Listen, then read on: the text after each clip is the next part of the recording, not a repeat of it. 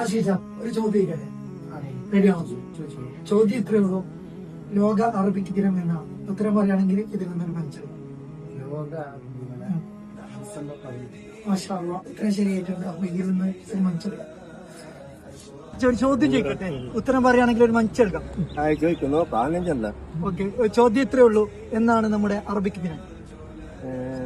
December 18. മാഷാ അല്ലാഹ്, നമ്മൾ വസീർ ഉത്തരം പറഞ്ഞിട്ടുണ്ട്. ഓക്കെ, ഇതിൽ നിന്ന് ഒരു മഞ്ചെടുക്കാം. ഓക്കെ, എടുത്തോളൂ.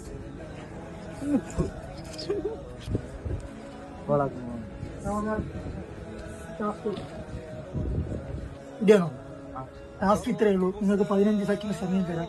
ഫ്രൂട്ട്സിന്റെ പേര് അറബിയിൽ പറയുമോ? ഓറഞ്ച്, പിന്നെ മൗസ്, ബനാന, പിന്നെ അയിനക്, മുന്തിരി, മാങ്ക, മാംഗോ, പിന്നെ ബിറ്റൊക്കെ, പത്തക്ക, പിന്നെ അനാനസ്. ഏകദേശം 7 ഫ്രൂട്ട്സിന്റെ പേര് പറഞ്ഞിട്ടുണ്ട്. അപ്പോൾ